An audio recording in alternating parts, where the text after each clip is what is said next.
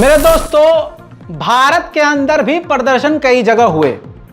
ऐसे में एक ऐसी खबर आ रही है जिससे भारतीय मुसलमान निशाने पर आ गए हैं और भारतीय मुसलमानों को निशाने पर लेने का बहाना मिल गया है। तस्वीर आपके सामने है, बयान में आपको सुनाऊंगा नहीं।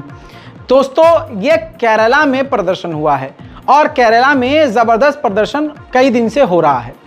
दोस्तों, आपको बताऊं कि केरल के अंदर प्रोटेस्ट में वर्चुअली जुड़कर भाषण दिया है हमास के नेता ने। अब बीजेपी को इससे बेहतर मौका कहां से मिलेगा। अब भाई साहब, वहां जो ये प्रोटेस्ट ऑर्गेनाइजर थे, उन्होंने पता नहीं ये जानबूझकर भारतीय मुसलमानों को फंसाने के लिए काम किया या फिर ये कहूं कि शायद बीजेपी का ये खेल हो। अब केरला के मुसलमान, खैर पूरे भारत के और पूरी दुनिया के मुसलमान फिलिस्तीन को लेकर इस वक्त जज्बाती हैं। अब ये नहीं पता कि ये वीडियो जो है, ये वीडियो कॉल से कॉन्फ्रेंस की गई थी, वीडियो कॉल की गई थी, या उनकी सिर्फ स्पीच का वीडियो चलाया गया था कहीं से उठा के। लेकिन गोदी मीडिया को मौका मिल गया। अब गोदी मीडिया क्या लिख रहा है कि वर्चुअली जुड़े थे, हमास के लीडर वर्चुअली जुड़े थे और उन्होंने केरला के मुसलमानों को संबोधित किया। हालांकि वीडियो देखने के बाद ऐसा लग रहा है कि वो वीडियो रिकॉर्डेड था और इंटरनेट से उठाया हुआ था, क्योंकि रोज मैं आपको रिपोर्ट दिखा रहा हूं, उसमें ऐसे तैसे बयान मिलते ही रहते हैं। बहरहाल, इसके बाद बीजेपी को मौका मिला। बीजेपी कह रही है पुलिस कहां है, पुलिस ने गिरफ्तारी क्यों नहीं की। और भारत में बहुसंख्यक समाज, खासकर मुसलमानों को दबाने का, मारने का, इल्जाम लगाने का उन पर इसी तरह से मौका तलाश करता है। अब बात करते हैं लीगल। क्या मोदी सरकार इसके खिलाफ एक्शन ले सकती है? नहीं। क्यों? क्योंकि भारत हमास को आतंकी संगठन नहीं घोषित करता, हमास को टेररिस्ट ऑर्गेनाइजेशन नहीं मानता। सीधी और सादी बात है, बिल्कुल क्लियर। अभी तक तो भारत नहीं बोलता, इसीलिए भारत फिलिस्तीन के साथ खड़ा है। दूसरी बात यह है कि फिलिस्तीन के साथ खड़े होने का मतलब यह नहीं है कि हमास के आतंकी एक्ट के साथ भारत के मुसलमान खड़े हैं। यह बिल्कुल क्लियर कर देना चाहता हूं। बात अब भारत की हो रही है, तो औरंगाबाद में जैसा प्रदर्शन हुआ है, पूरे हिंदुस्तान में वैसा प्रदर्शन कहीं नहीं हुआ है। दोस्तों, तस्वीरों में देखिए, बेहतरीन तरह का प्रेजेंटेशन उन्होंने एक्ट भी किया है बच्चों ने, जिसमें वो दिखाया गया है कि कैसे ऑस्ट्रेलिया, जर्मनी, फ्रांस, ब्रिटेन खड़े हुए हैं और बीच में जो है बच्चों की लाश फिलिस्तीनियों की पड़ी हुई है और लाखों की तादाद में जोरदार प्रदर्शन हुआ है।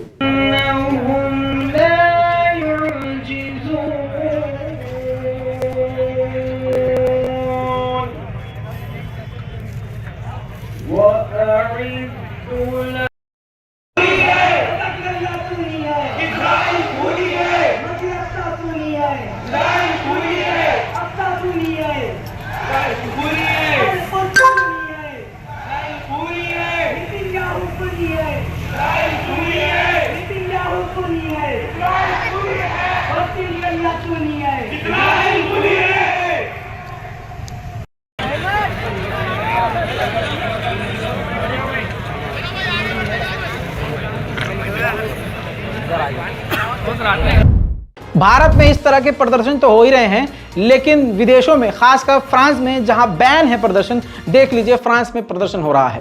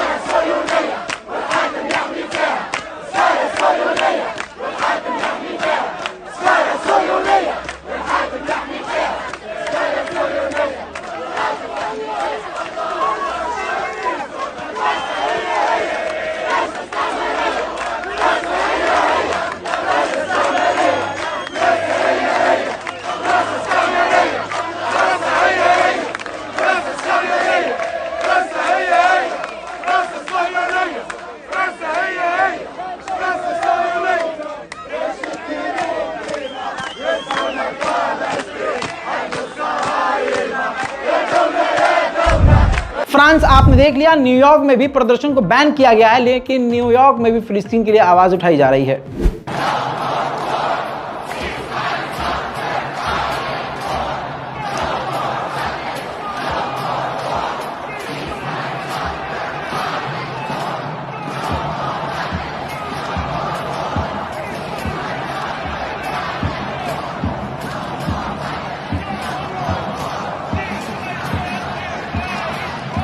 साथ में ईरान में भी जोरदार प्रदर्शन जारी है। ताज़ा तस्वीर आपके सामने।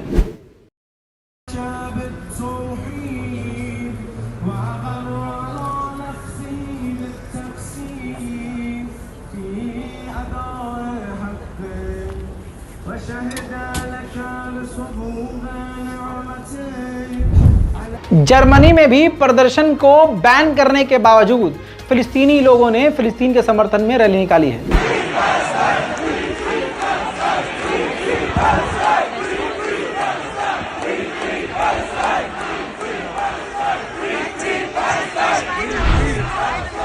बात करें इंडोनेशिया की, तो इंडोनेशिया पूरी तरह से सड़कों पर उतरा हुआ है और गाजा और फिलिस्तीन के लिए आवाज उठा रहा है।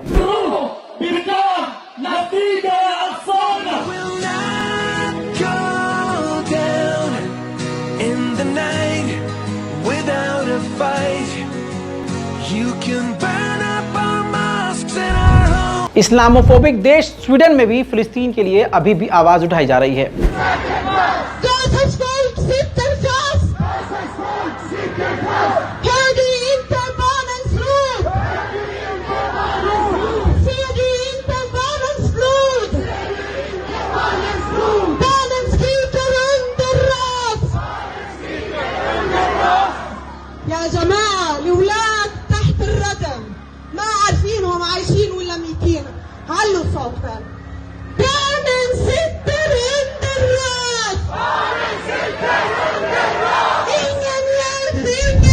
इसके अलावा दोस्तों, जहां प्रदर्शन होता ही नहीं है, मैनचेस्टर, वहां भी जोरदार प्रदर्शन।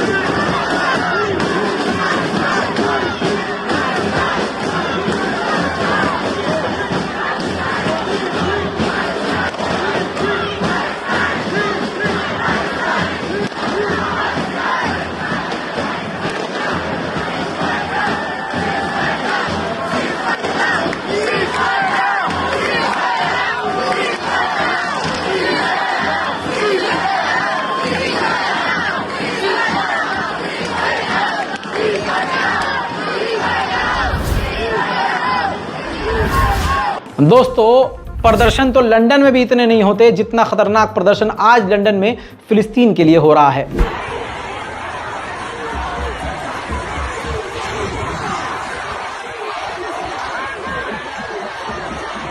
जापान में शायद ही कभी आपने कोई प्रदर्शन देखा हो, लेकिन फिलिस्तीन के लिए जापान की भी सड़कें भरी हुई हैं।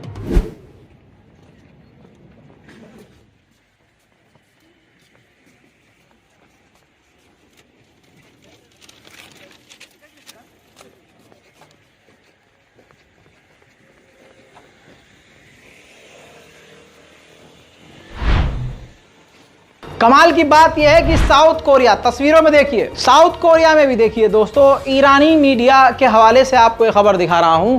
साउथ कोरिया में जहां कभी प्रदर्शन होता ही नहीं है, वहां आप देखिए साउथ कोरिया के लोग भी फिलिस्तीन के लिए आवाज उठा रहे हैं। मेरे दोस्तों, आपको ये वाला प्रदर्शन देखना जरूरी है।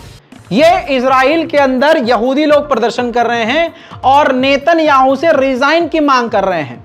जी हां, मांग कर रहे हैं कि नेतन्याहू जो है रिजाइन दे दे, इस्तीफा दे दे, क्योंकि ये जो आज माहौल है ये सिर्फ और सिर्फ नेतन्याहू की वजह से है।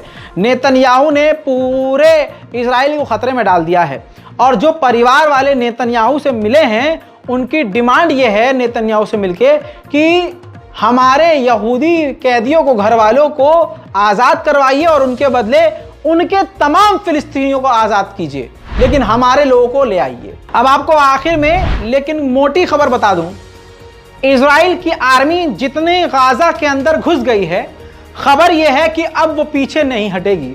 जहां तक गाजा पर कब्जा इजराइल की मिलिट्री ने कर लिया है, वो कब्जा नहीं छोड़ेगी। फिलहाल की इस रिपोर्ट में अभी तक के लिए इतना ही। चैनल को सब्सक्राइब करके रखिए और रिफ्रेश करते रहिए। जल्द लौटूंगा और भी बड़ी जानकारियों के साथ। तब तक के लिए जय हिंद।